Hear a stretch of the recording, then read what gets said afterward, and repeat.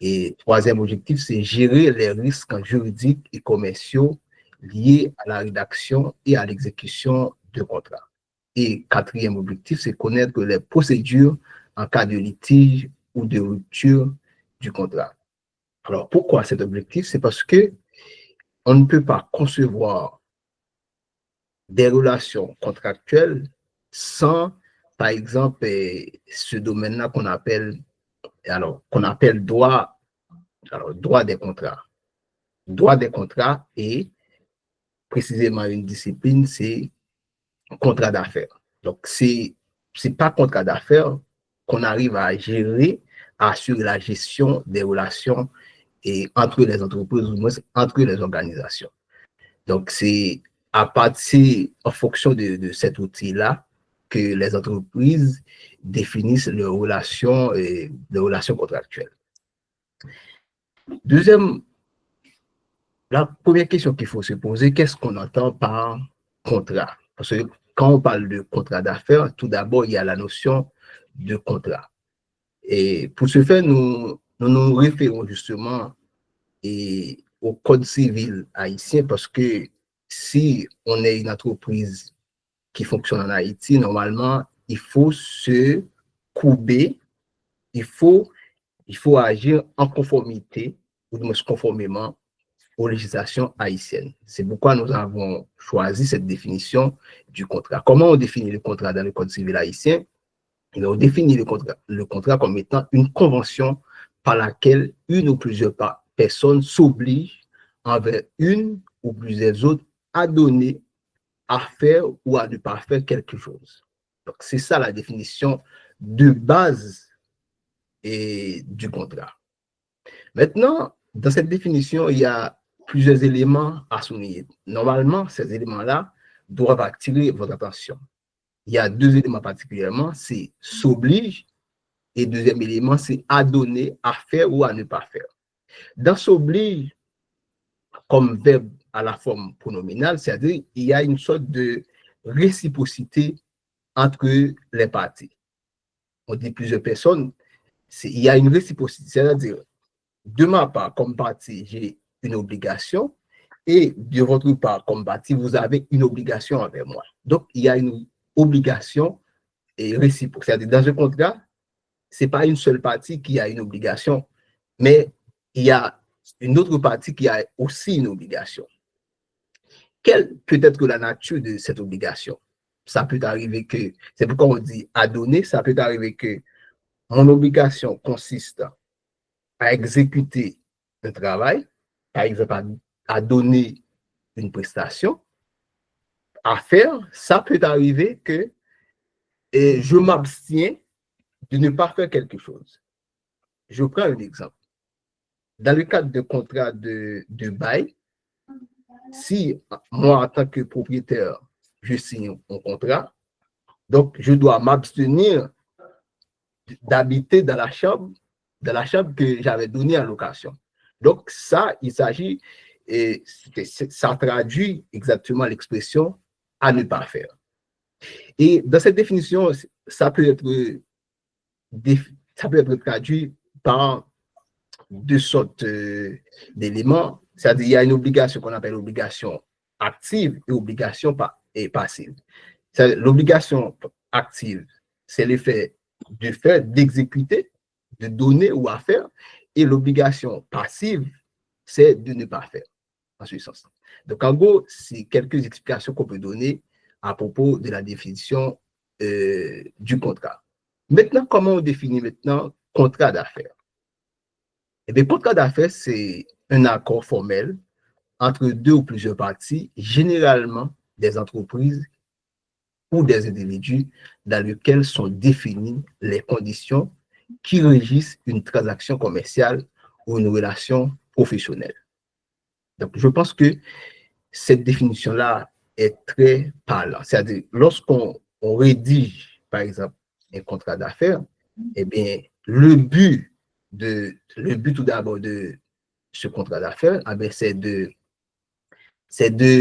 d'harmoniser, c'est de définir les relations qui existent entre les entreprises dans le cadre, par exemple, d'une transaction commerciale ou du moins d'une relation professionnelle.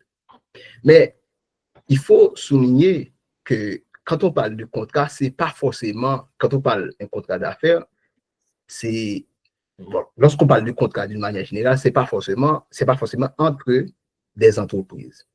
Ça peut arriver qu'on signe un contrat individuel. Par exemple, si on prend une entreprise, l'entreprise peut signer un contrat avec ses employés. OK? Mais précisément, lorsqu'on parle de contrat d'affaires, c'est généralement dans le cadre d'une affaire. On passe à l'autre slide. Quel est l'objectif du contrat d'affaires? L'objectif du contrat d'affaires, c'est de clarifier les droits. Par exemple, on a négocié un contrat. Moi, en tant que partie, quels sont mes droits? Quels sont les droits de l'autre partie? Et deuxième objectif du contrat, c'est clarifier les obligations de chaque partie dans le cadre de la réalisation d'une activité économique. Par exemple, ça peut être la vente des biens ou services, la prestation de services ou toute forme de coopération commerciale. Et il y a un élément, je reviens là-dessus, un élément qu'on avait défini, qu'on avait souligné dans la définition du contrat d'affaires, c'est accord formel. C'est-à-dire, quand on parle d'accord formel, c'est-à-dire, on voit l'écrit, on voit l'instrumentum. C'est-à-dire, c'est un instrument juridique. C'est de manière écrite, c'est pas à l'oral. Et quelqu'un qui est un dirigeant d'une entreprise, normalement, lorsqu'il est dans une relation contractuelle, il doit se baser sur les écrits. C'est-à-dire, c'est pas l'oral. Et plus devant, on va voir pourquoi il faut quand même un écrit lorsqu'on est dans une relation commerciale, par exemple, dans une relation contractuelle avec une entreprise. On va voir pourquoi. Et comme le point 2, on a déjà dit, c'est clarifier les obligations de chaque partie, c'est-à-dire, moi comme partie, qu'est-ce que j'aurai à faire et vous, qu'est-ce que vous aurez à faire. Donc, ça peut concerner, par exemple, la vente de biens ou de services, comme je viens de le dire, ou la prestation de services. Donc, la prestation de services, c'est une obligation que j'aurai à exécuter dans le cadre de la signature du contrat. Et on a parlé d'objectifs. Évidemment, il y a une pluralité de contrats d'affaires. Et vraiment, il y a contrat de vente, mais généralement, quand on parle de contrat d'affaires, on voit le plus souvent, et ce sont ça concerne le commerce, généralement. Ça concerne le commerce. Par exemple, on a le contrat de vente. Deuxièmement, il y a le contrat de partenariat, c'est-à-dire le contrat de partenariat, ça concerne par exemple deux entreprises. Ça peut être par exemple une forme de stratégie utilisée par les entreprises pour atteindre leur objectif, généralement. Et ça peut être par exemple en termes de services également, parce que généralement, quand une entreprise fait face à certaines difficultés, mais qu'est-ce qu'il fait pour atteindre leur but? Ben, il s'arrange, alors elle entretient, je dirais, une relation commerciale avec une autre entreprise en vue de faire face à certains risques. Donc, en quelque sorte, généralement, ça concerne des stratégies. Et troisièmement, on a contrat de distribution. Et quatrièmement, contrat de prestation de services. Et on a déjà parlé de cela. Et quelle est l'importance, par exemple, de contrat dans les relations d'affaires? On a plus ou moins parlé de cela dans le slide précédent.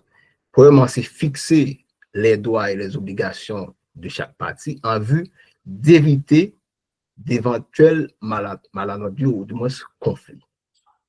Parce que généralement, les parties dans un contrat ne sont pas toujours de bonne foi. Et quand, par exemple, il y a une entente et cette entente-là n'est pas inscrite, par exemple, sur un acte, et bien, s'il y a une partie qui n'est pas de bonne foi, ça peut arriver à un moment donné, et bien, cette partie-là dit, écoute, moi-même, je n'avais pas cette obligation. OK? Il n'y avait pas cette obligation. Donc, le fait qu'il y a quelque chose qui est écrit, il y a une obligation qui est fixée, eh bien, une partie ou les parties doivent s'engager justement à exécuter cette obligation. Certaines fois, pourquoi on dit ça permet d'éviter les éventuels conflits, dans un contrat, généralement, les parties s'entendent sur la manière de, je dirais, de résoudre les éventuels malentendus, ou du moins les différents. Donc, le contrat, c'est dans le contrat justement qui est défini quelles sont les modalités qu'on va adopter justement pour résoudre tel problème qui sont susceptibles de survenir.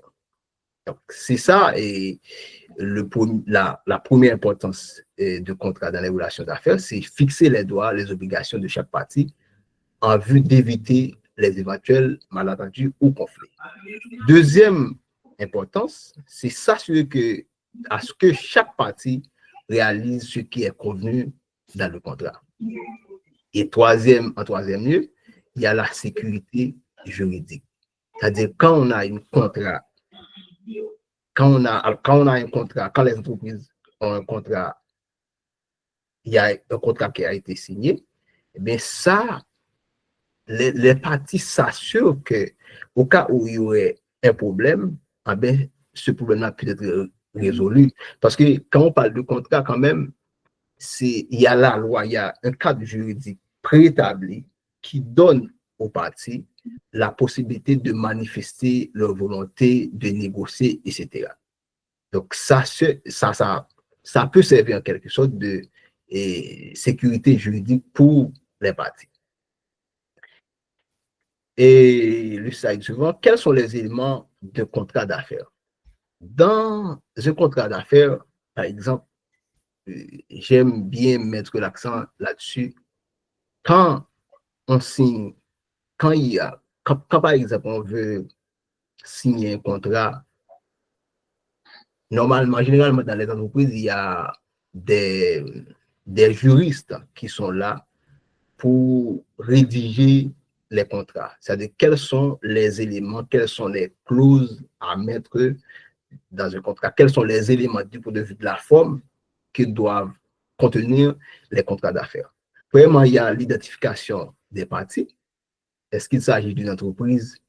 Est-ce qu'il s'agit de partenaires? Est-ce qu'il s'agit d'un sous-traitant? Est-ce qu'il s'agit par exemple des personnes physiques ou morales? C'est-à-dire, dans un contrat, la première chose à faire, c'est l'identification, c'est d'identifier les parties. Et par exemple, ça me fait penser à quelque chose, c'est que bon, pour le moment, je travaille pour une entreprise en Haïti et bon, je suis responsable, je suis conseiller juridique pour cette entreprise. Et il y a un contrat qu'une autre entreprise nous a proposé. Par exemple, dans le contrat, eh bien, on n'a pas identifié le nom du représentant de l'entreprise. Ça a posé un problème. J'avais fait le constat, dit là, il y a un problème qui se pose. Et c'est pour vous dire que dans ce contrat, normalement, les parties doivent être identifiées.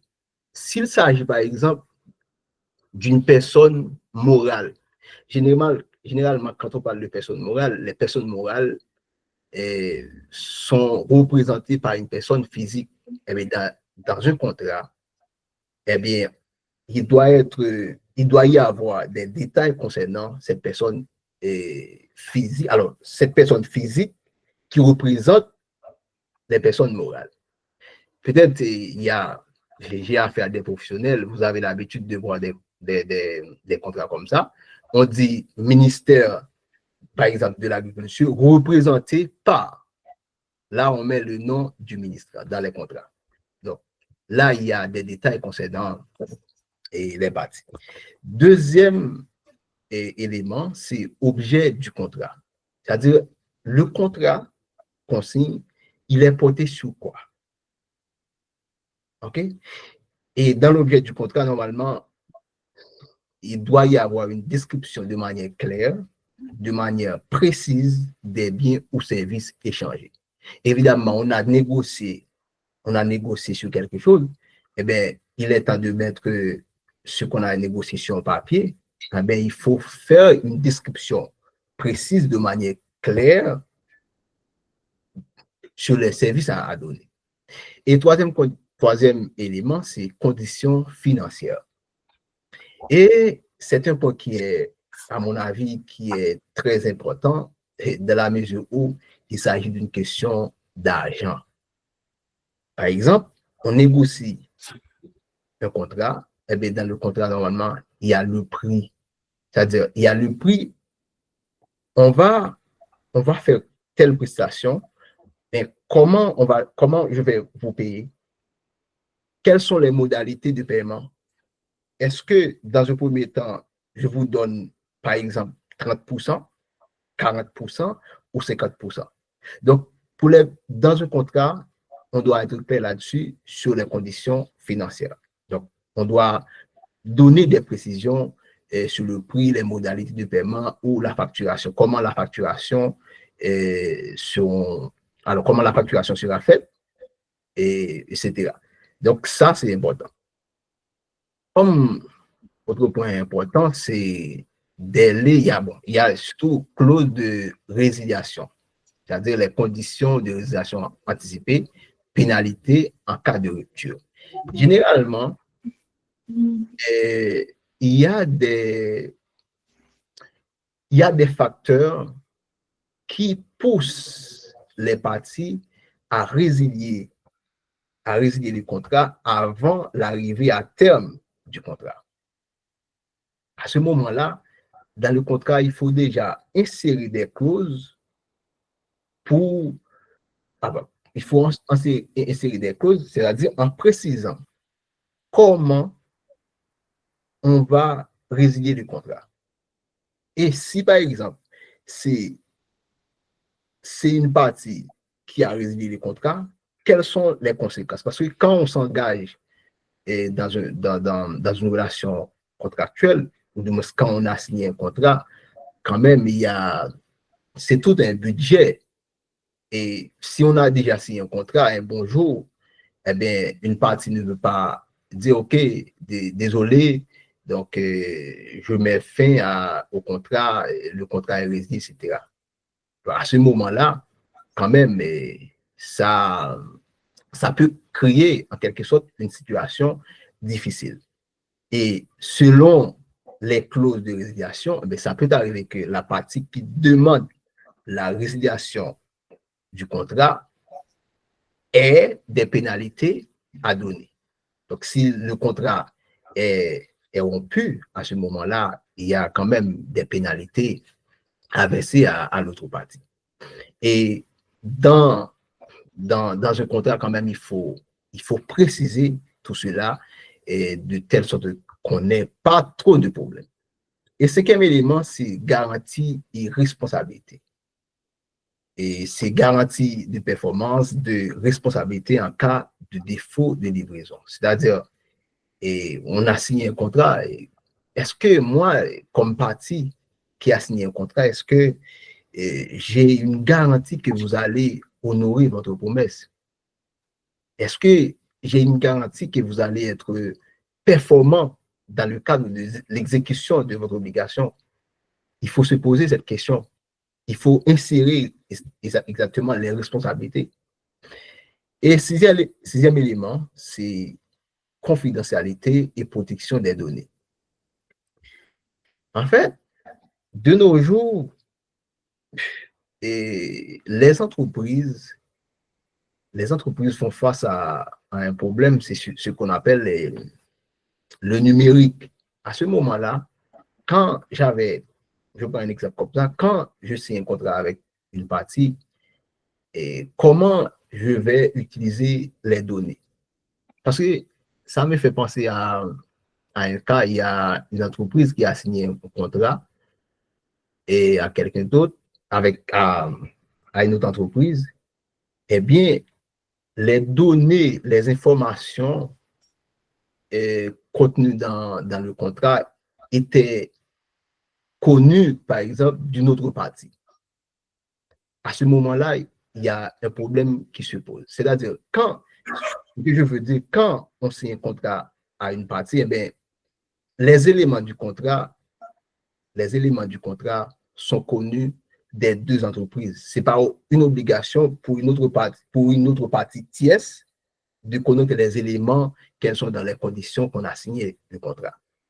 Et il y en a de même, si je signe un contrat avec une entreprise, eh bien, je dois protéger les données personnelles de l'entreprise.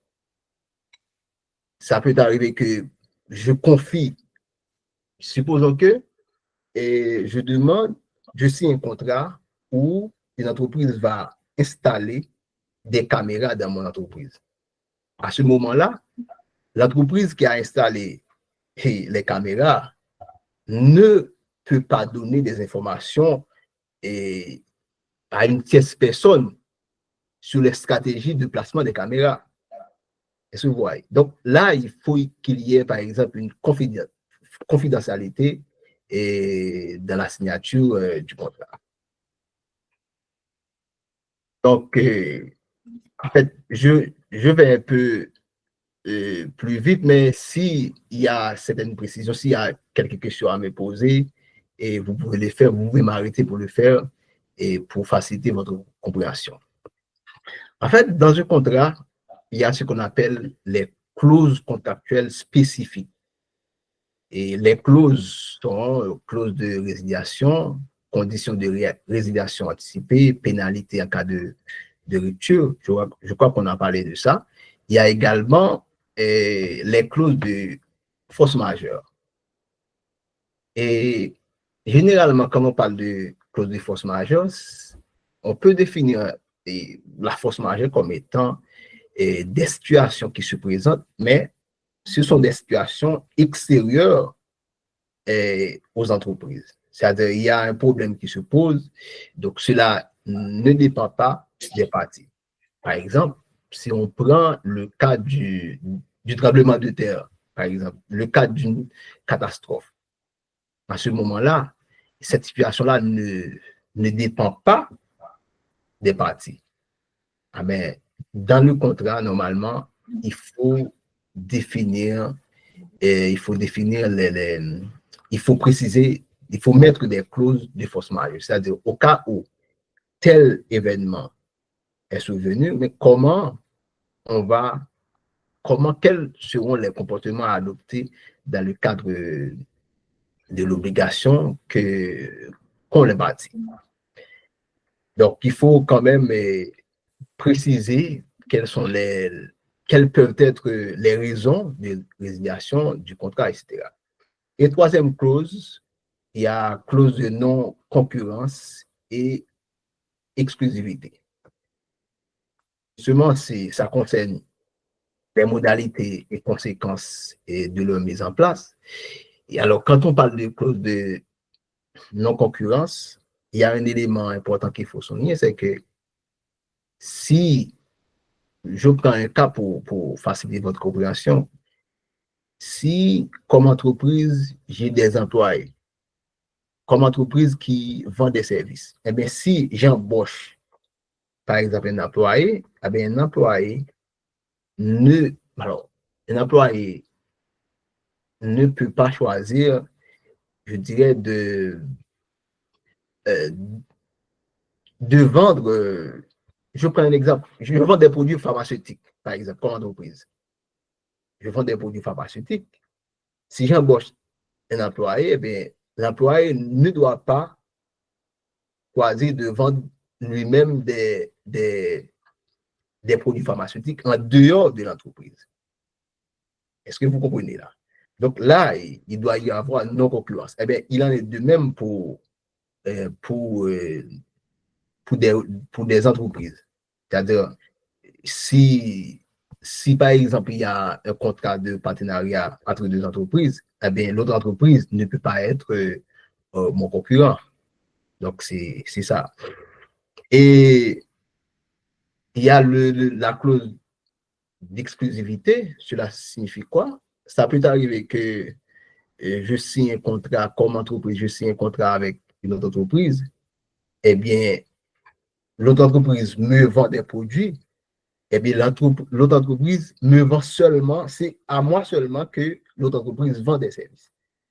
Donc, dans le contrat, il peut y avoir une clause concernant l'exclusivité, c'est-à-dire les produits que vous vendez, c'est à moi seul que vous vendez ces entreprises.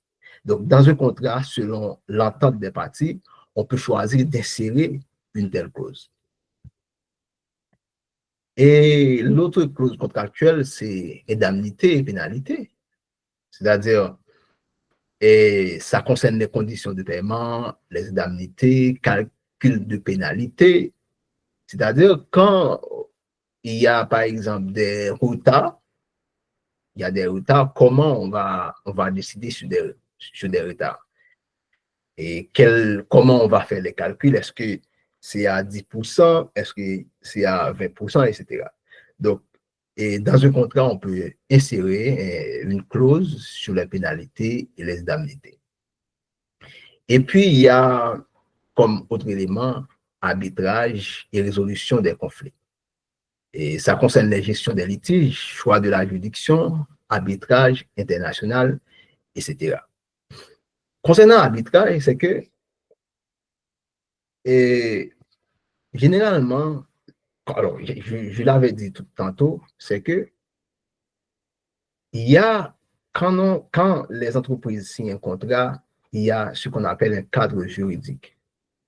Il y a un cadre légal. Étant donné que le contrat, c'est la manifestation concrète de la volonté des parties, eh bien, les parties peuvent choisir d'insérer n'importe quelle clause dans le contrat selon leur entente, pourvu que cette clause-là est conforme à la loi. Parce que quand on signe, par exemple, un contrat et on signe un contrat à une entreprise, eh bien, normalement, on ne va pas présenter le contrat, par exemple, devant un notaire, etc. Dépendamment de la nature du contrat, on ne va pas le faire. On signe un contrat, ça reste entre les parties. C'est pourquoi, par exemple, on définit le contrat, par exemple, comme la volonté des parties. C'est la manifestation de la volonté des parties. C'est-à-dire, les parties veulent conclure une affaire, eh bien, elles signent un contrat.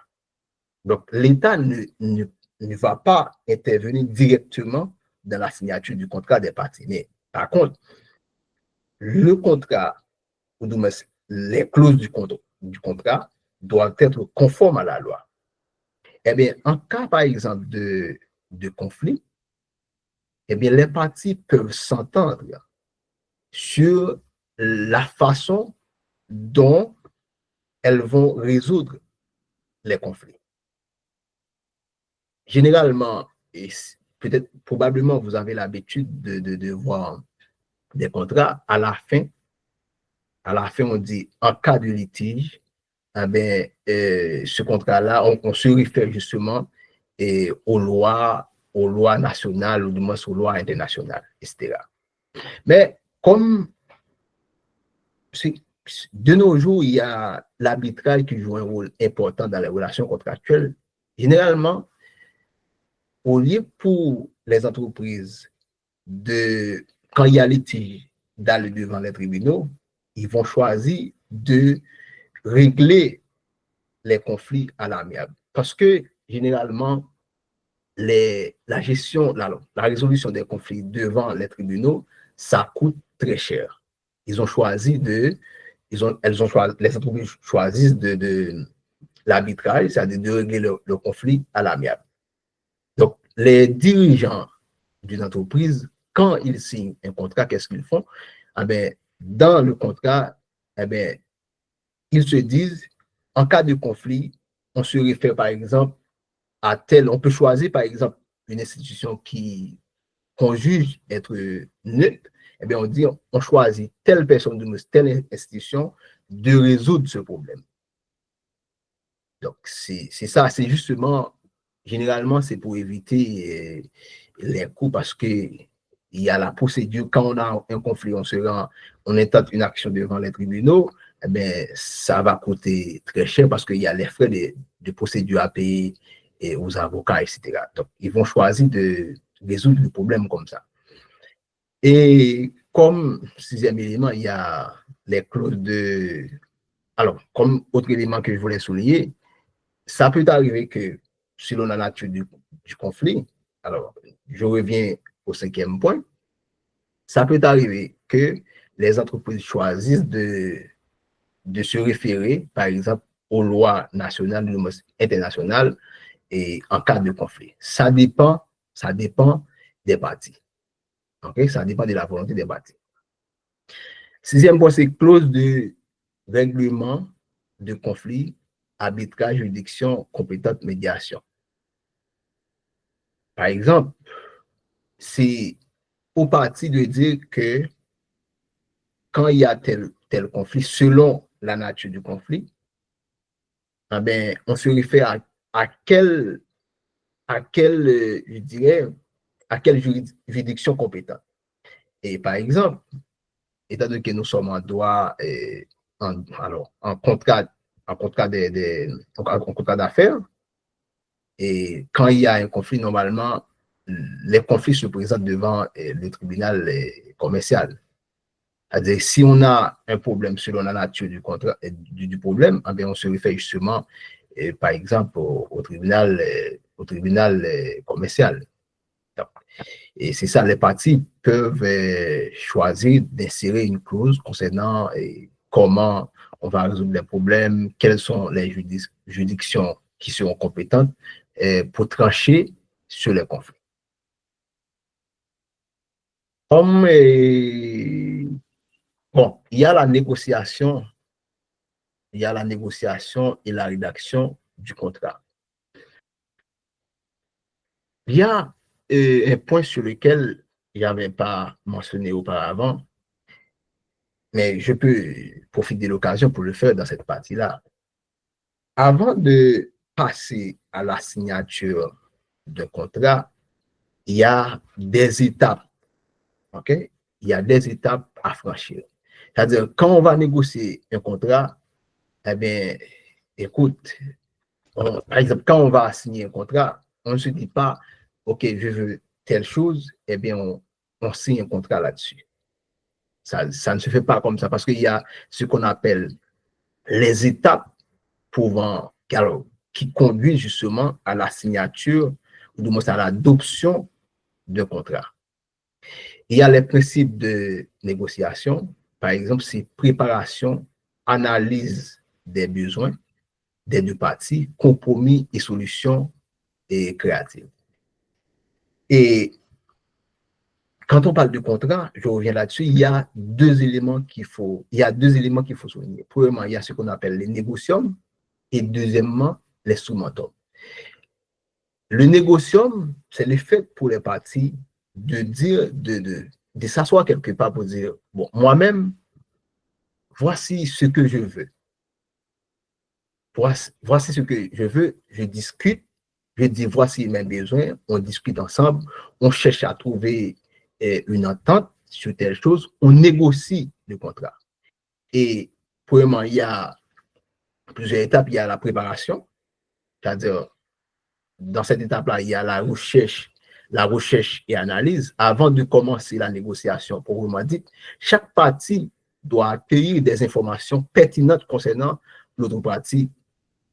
Ça, c'est important parce qu'on ne peut pas signer, on ne peut pas choisir de négocier un contrat, par exemple, par une partie. On n'a même pas d'informations sur l'autre partie. Il faut se demander, est-ce que l'entreprise avec laquelle je vais conclure le contrat, est-ce que c'est une entreprise qui est digne de confiance? Est-ce que c'est une entreprise qui a l'habitude d'honorer ses obligations? Il faut se poser, il faut chercher il faut se poser des questions, il faut chercher des détails concernant cette entreprise. Comme deuxième étape, il y a les objectifs clairs, c'est-à-dire chaque partie définit ce qu'elle souhaite obtenir du contrat ainsi que ses priorités et ses concessions possibles. Donc, ça, c'est important dans le cadre de la négociation d'un contrat. Il y a un autre élément dans la négociation de contrat, c'est la stratégie. C'est-à-dire, ça concerne l'élaboration de la stratégie de négociation, y compris la fixation des points de discussion. C'est-à-dire, on a une discussion dans le cadre d'une négociation, eh bien, on cherche à définir des stratégies qu'on va mettre en place en vue de l'exécution du contrat. Et après, il y a une autre phase, c'est ouverture. En fait, les points que je viens de mentionner, c'est les points, quand on va signer un contrat, ben, on se met clair là-dessus.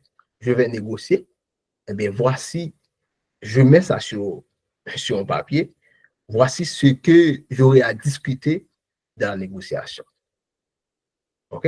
Et puis après, quand il y aura l'ouverture de la négociation, évidemment, il y a des points à préciser, par exemple, présentation des objectifs, établissement des règles de la négociation, etc. Et il y a un tas de choses qu'on va mettre en place dans le cadre de la négociation. Et puis, une fois que c'est OK pour la négociation, on est évidemment dans une négociation, il peut y avoir divergence, OK? Il peut y avoir divergence, tout comme il peut y avoir convergence. Par exemple, je peux dire à une entreprise que voici moi-même ce que je veux, eh bien, l'autre entreprise ou l'autre partie n'est pas d'accord avec moi. En fait, les éléments sur lesquels on n'est pas d'accord, eh bien, il faut chercher un compromis, il faut chercher une entente.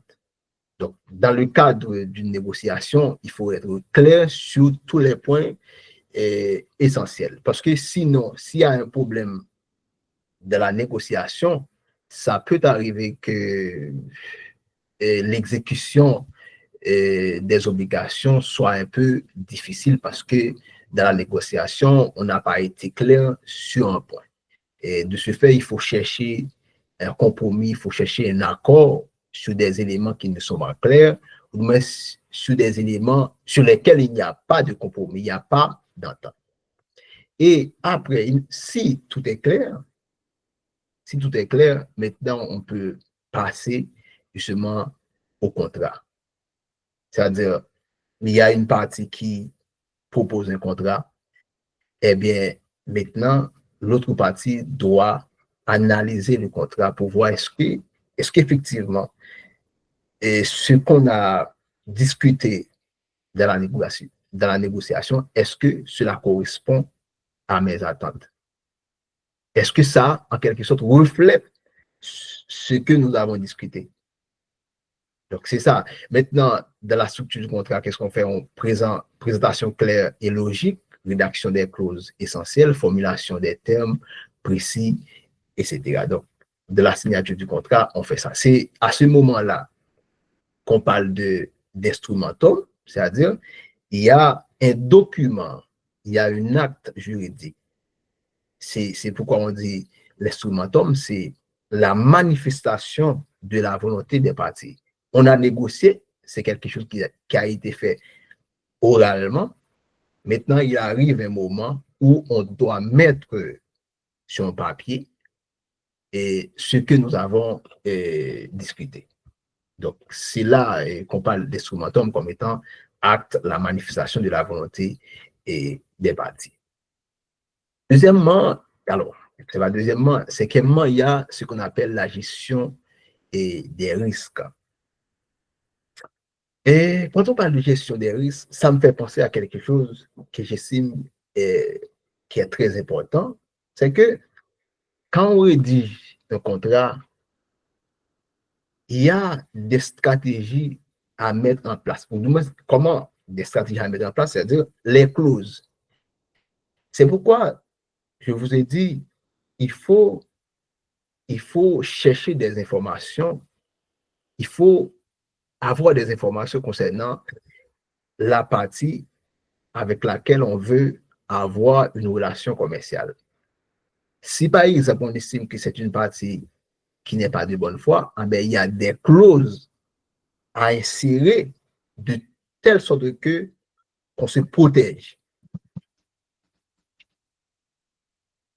Est-ce que vous êtes là? Oui, Allô? oui, oui, oui, nous sommes. Bon, là, je parle sans arrêt, mais je ne sais pas si... Ok, merci de me faire signe. Je suis là, Maître. Ok, parfait. C'est-à-dire, quand on rédige, par exemple, un contrat, stratégiquement, il y a des clauses à insérer dans le contrat, dépendamment des parties. Si on estime que c'est une partie qui n'est pas digne de confiance, on a un peu de doute parce que c'est une entreprise, et par exemple, qui n'a pas l'habitude d'honorer ses contrats, et il y a toujours un problème. Quand même, il faut trouver un moyen de se protéger. Donc, à ce moment-là, qu'est-ce qu'on fait? Eh bien, on essaie des clauses. Comme je l'ai dit tantôt, on peut mettre n'importe quelle clause stratégiquement pourvu que telle clause ne, ne met pas l'autre partie dans une situation difficile. Donc, voilà. OK, Adler, c'est compris. Et comme risque, comment comment on gère les risques? Vraiment, c'est l'identification des risques juridiques, commerciaux et financiers. C'est-à-dire qu'on a signé un contrat avec une entreprise. Est-ce que, si par exemple, j'estime que c'est une partie, c'est une entreprise qui, je dirais, qui a du mal à honorer ses engagements, est-ce que je vais, par exemple, lui payer 100% concernant le prix? Est-ce que je vais le faire? Non. Je peux choisir, par exemple, selon ce qui est dit sur les modalités financières, je peux dire, OK, et on va combattre, vous allez me donner telle prestation, ah ben, je vous donne, par exemple, 30%, 40% du prix. Donc, on peut gérer la situation de telle sorte que qu'on se protège, en fait. On peut le faire comme ça. Ça concerne en quelque sorte une stratégie. C'est-à-dire, dans un contrat, il faut identifier les risques juridiques, c'est-à-dire des risques qui sont liés au droit et commerciaux, etc. Parce que comme entreprise, les entreprises évoluent dans un environnement un peu complexe. Okay? Si par exemple je signe un contrat, est-ce que la situation présente, le contexte présent va me permettre d'honorer mes obligations? À quel niveau je peux prendre les risques de signer tel contrat? Est-ce que je signe tel contrat, est-ce que cela n'aura pas, par exemple, des conséquences du point de vue, des conséquences néfastes, hein, du point de vue financier ou du moins commercial, ou du moins juridique? Il faut se poser ces questions. Et deuxième point, c'est alors, la mise en place des clauses de sécurisation, assurance, garantie bancaire et cautionnement, etc. Et c'est la gestion du risque non-exécution et de retard dans l'exécution du contrat, etc. On a déjà parlé de tout ça. Et sixième point, c'est règles éthiques associées au contrat d'affaires. Cela concerne justement les comportements que les entreprises, les parties doivent avoir dans le cadre d'une relation contractuelle. C'est-à-dire quand, et je l'avais mentionné précédemment, c'est que dans le cadre d'une négociation, ce qu'on veut, ce que veulent le parti, eh bien, cela doit être négocié, ce qu'on veut doit être clair, c'est-à-dire la transparence. Et tout au long de l'exécution du contrat, il doit y avoir transparence. C'est-à-dire, dans le contrat, je ne peux pas cacher des informations. Et il en est de même pour l'autre partie. On ne peut pas me cacher des informations. Il faut la transparence. Eh bien, la transparence constitue, par exemple, une règle éthique que les parties doivent respecter. Donc, dans une relation commerciale, par exemple, eh bien, les parties doivent être transparentes. Sinon, cela va avoir une conséquence néfaste. C'est-à-dire, la clarté des termes doit être précisée. Okay? Et deuxième principe, évidemment, il y a beaucoup de principes. Deuxième principe, c'est la bonne foi, c'est-à-dire engagement à respecter les termes du contrat, honnêteté, loyauté, négociation, équitable, etc. Et quand on parle de bonne foi, c'est parce que on estime que les parties ne sont pas toujours de bonne foi. Parce que, pourquoi on dit bonne foi? Si par exemple, je n'arrive pas à engager, à respecter mes obligations, par exemple, il y a, je dirais, un facteur externe, indépendamment de ma volonté, qui m'empêche d'honorer mes obligations, là, je peux dire que je suis de bonne foi. Si effectivement c'est ça, à ce moment-là, écoute, j'ai dit à l'autre partie, je ne peux pas honorer mes engagements et en raison de telles difficultés, etc. Là, on est de bonne foi. Mais certaines fois, les parties ne sont pas de bonne foi dans la mesure où ils ils prennent des prétextes justement pour ne pas honorer leur engagement. Donc, dans un contrat, il y a l'honnêteté, la loyauté qui doivent être au rendez-vous. Donc, c'est ce qu'on appelle les bonnes foi. Et troisième principe, il y a le respect des droits, c'est-à-dire, je signe un contrat à une entreprise, donc je dois respecter les droits de l'autre entreprise. Et je respecte la liberté contractuelle. Donc, la liberté contractuelle, c'est l'effet pour la partie d'être libre de signer les contrats sans contrainte. C'est-à-dire, on ne peut pas contraindre à une partie, à une personne, à une entreprise, de signer un contrat. C'est-à-dire, au moment de la signature du contrat, l'autre partie doit être libre, sans contrainte. Et il en est de même pour la négociation. C'est-à-dire, on négocie un contrat et l'autre partie doit être libre de le faire. Et troisième point, c'est la responsabilité sociale et environnementale. C'est une autre règle éthique que les parties doivent respecter. En fait, non-exploitation du travail ou non-violation des droits humains, c'est-à-dire, si, en tant qu'entreprise responsable, je ne dois pas violer les droits des personnes qui travaillent au sein de l'entreprise. Il y a de même, je ne dois pas violer les droits de l'autre partie. Autrement dit, je dois respecter ces droits. Et deuxièmement, prise en compte de l'impact environnemental des entreprises commerciales, c'est-à-dire si, comme entreprise, il y a des normes, il y a un cadre juridique relatif à l'environnement, il y a le respect de l'environnement, je dois me conformer aux normes environnementales.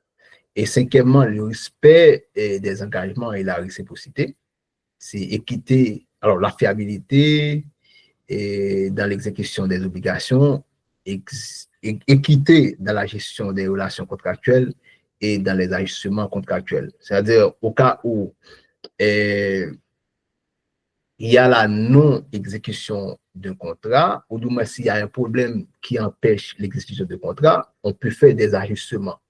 À ce moment-là, il faut qu'il y ait équité. C'est-à-dire, il y a un problème, je ne dois pas seulement mettre l'accent sur mes intérêts. OK?